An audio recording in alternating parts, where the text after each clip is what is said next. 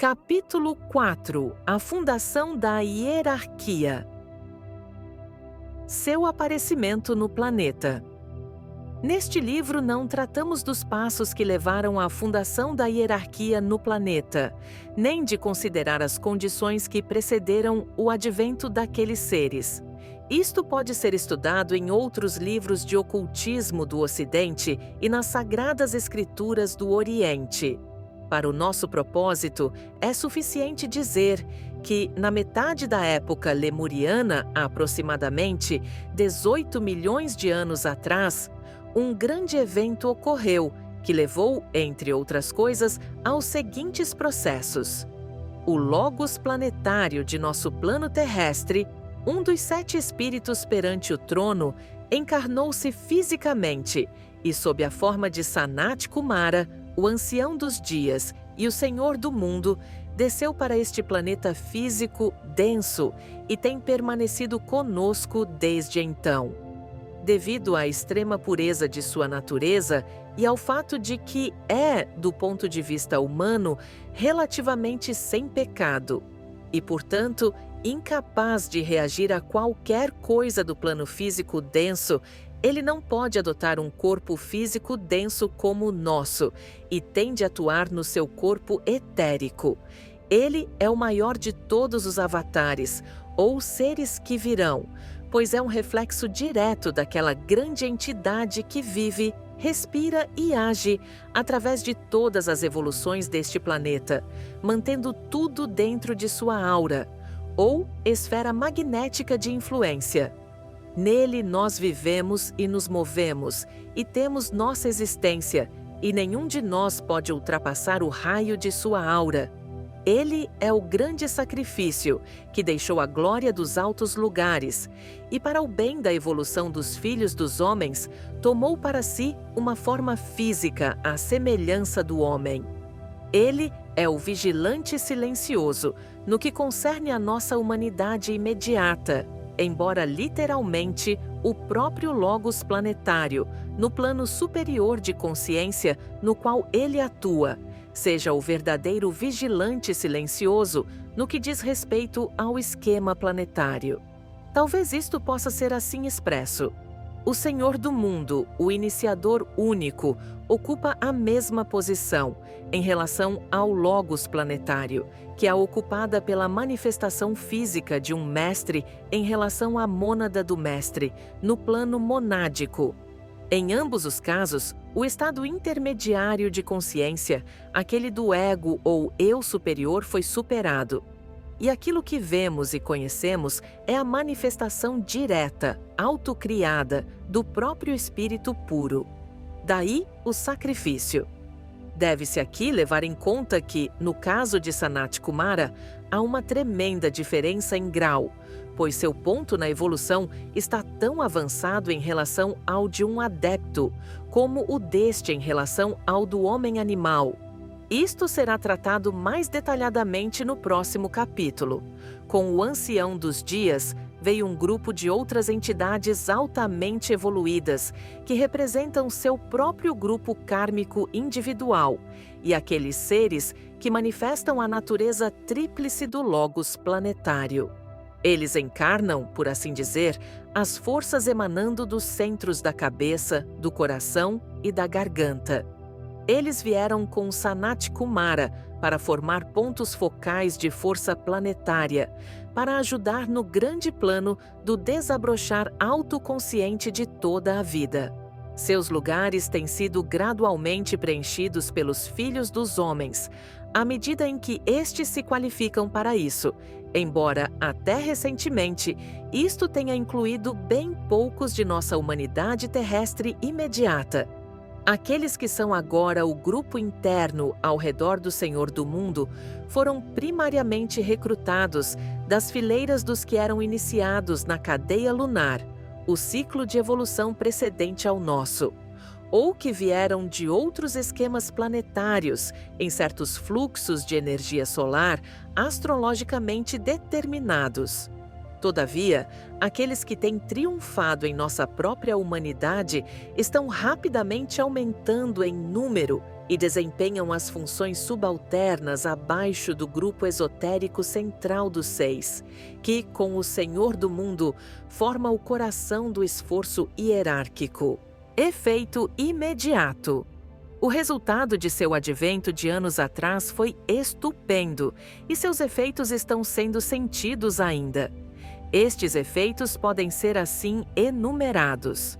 O Logos planetário, em seu próprio plano, pode adotar um método mais direto na produção dos resultados que desejava executar em seu projeto.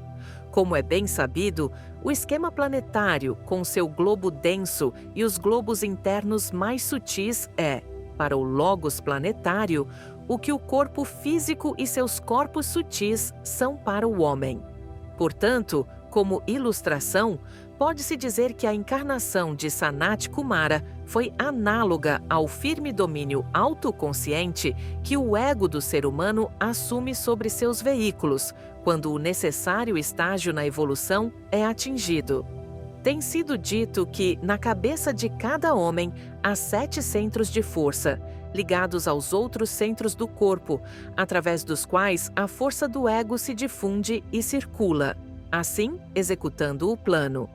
Sanat Kumara, com os 6 outros Kumaras, mantém posição similar. Estes 7 seres centrais são como os 7 centros da cabeça para o corpo físico.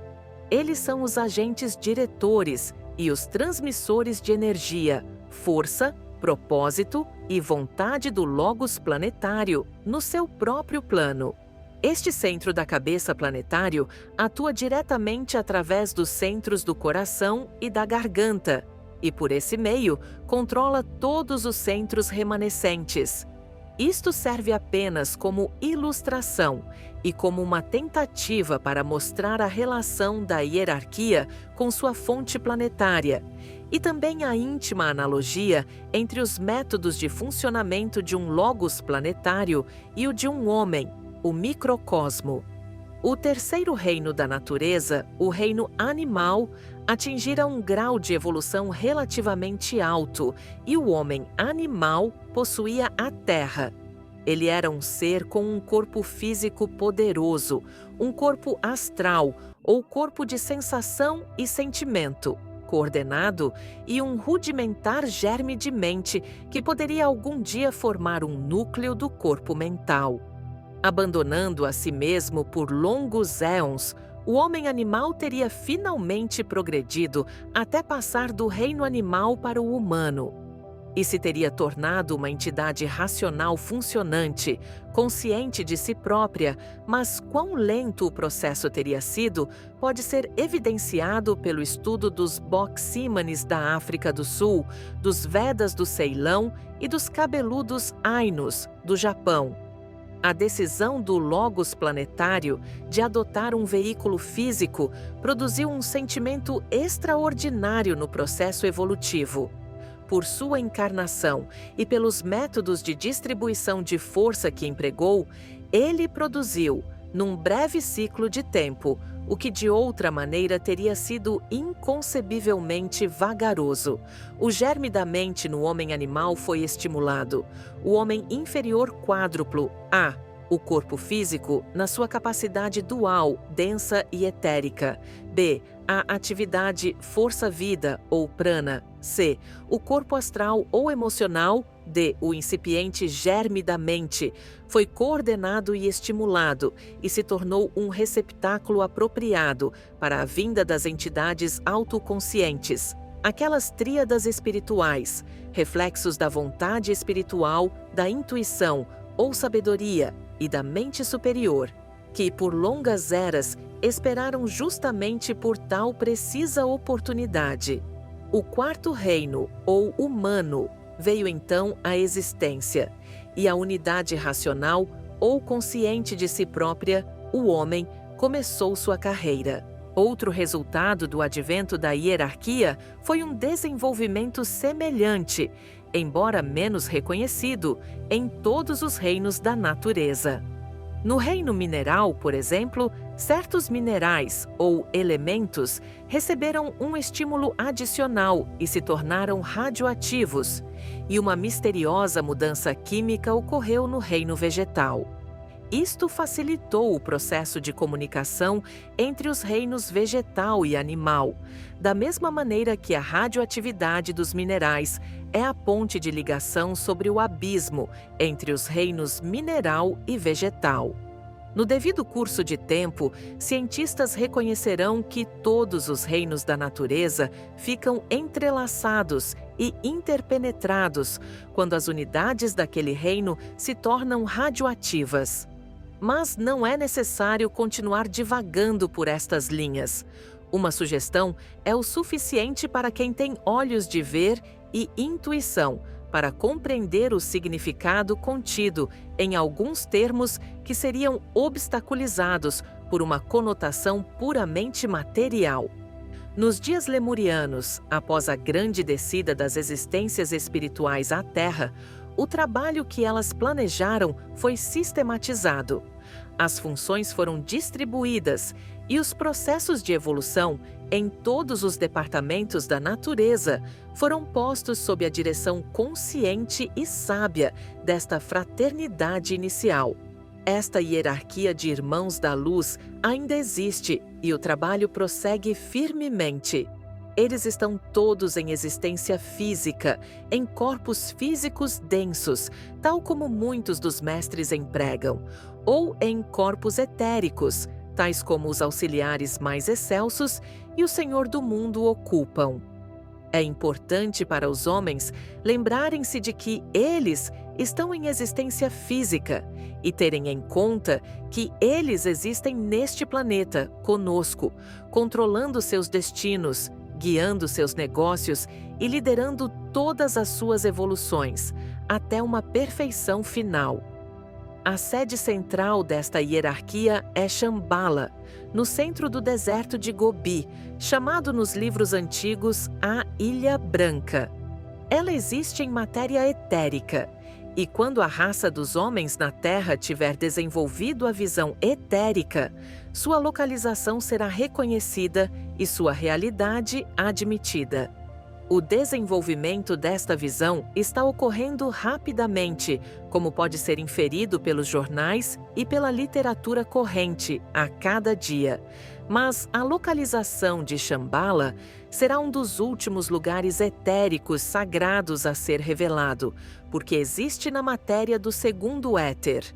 Vários dos mestres vivem em corpo físico nos Himalaias, num lugar retirado chamado Shigatse, longe dos caminhos dos homens, mas a maior parte está espalhada por todo o mundo, vivendo em lugares diferentes, nas diversas nações, irreconhecidos e desconhecidos, no entanto formando cada um, no seu próprio lugar, um ponto focal de energia do Senhor do mundo e tornando-se, em seu meio ambiente, um distribuidor do amor e sabedoria da divindade. A abertura do portal da iniciação. Não é possível refletir-se a história da hierarquia durante as longas eras de seu trabalho, sem mencionar certos acontecimentos notáveis do passado e assinalar certas eventualidades. Por eras, depois de sua imediata fundação, a obra foi lenta e desencorajadora. Milhares de anos transcorreram e raças de homens apareceram e desapareceram da Terra, antes que fosse possível delegar para os filhos dos homens em evolução, mesmo o trabalho feito por iniciados do primeiro grau. Mas, no meio da quarta raça raiz, a Atlante, um evento ocorreu que exigiu uma mudança ou inovação no método hierárquico. Alguns de seus membros foram convocados para um trabalho mais elevado em outra parte do sistema solar. E isto trouxe para a hierarquia, por necessidade, um certo número de indivíduos altamente evoluídos da família humana. Para facilitar a substituição, os membros menores da hierarquia subiram todos um posto acima, deixando vagos os cargos inferiores. Portanto, 3 coisas foram decididas na Câmara do Conselho do Senhor do Mundo. 1. Fechar a porta pela qual os homens animais passavam para o reino humano, não permitindo, por algum tempo, a mais nenhuma mônada no plano superior se apropriar de corpos físicos. Isto restringiu o número do quarto reino, ou humano, ao seu limite de então. 2. Abrir uma outra porta e permitir aos membros da família humana que estivessem desejando submeter-se à disciplina necessária e fazer o estupendo esforço requerido, entrar no quinto reino ou espiritual. Desta forma, as fileiras da hierarquias poderiam ser preenchidas pelos membros da humanidade da Terra que se qualificassem.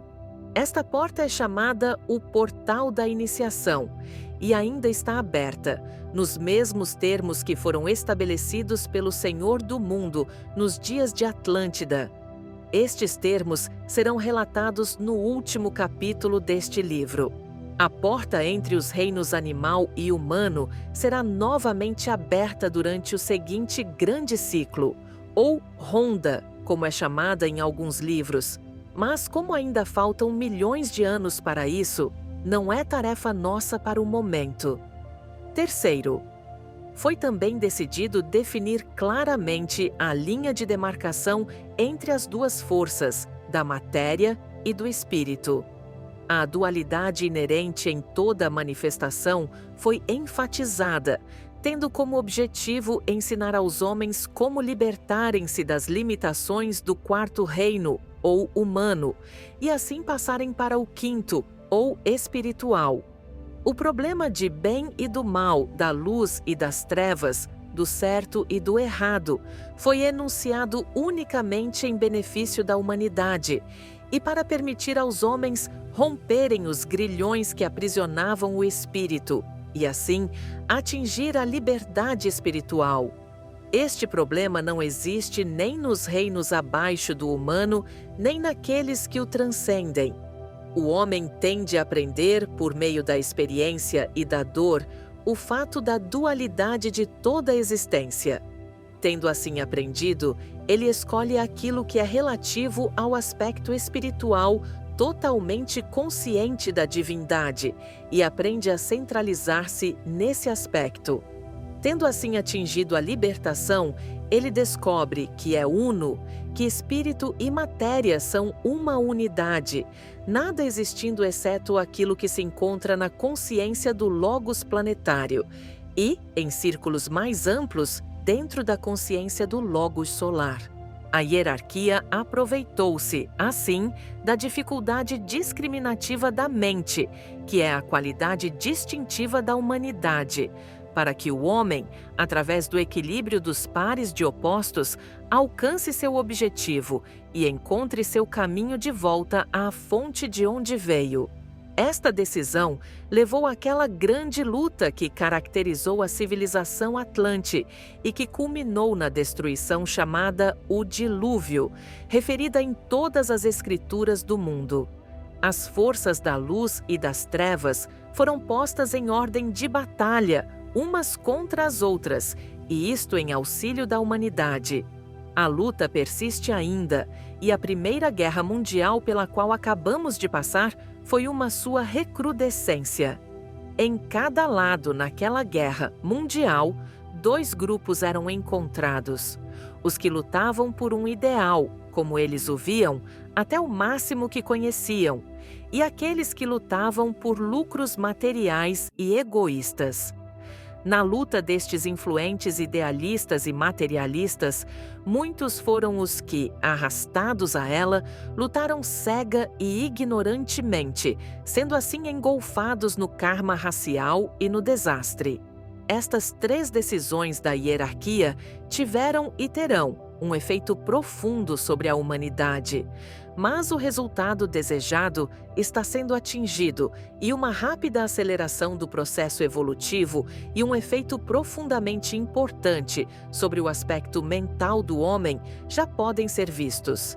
Seria bom assinalar aqui que, trabalhando como membros da hierarquia, estão numerosos seres, chamados anjos, pelos cristãos e devas pelos orientais.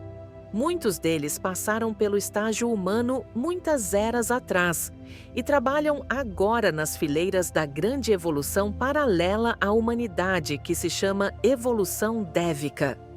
Esta evolução inclui, entre outros agentes, os construtores do planeta objetivo e as forças que produzem, através daqueles agentes construtores, todas as formas, familiares ou não familiares. Os devas que cooperam com o esforço hierárquico ocupam-se, portanto, com o aspecto forma, ao passo que os outros membros da hierarquia estão ocupados com o desenvolvimento da consciência dentro da forma.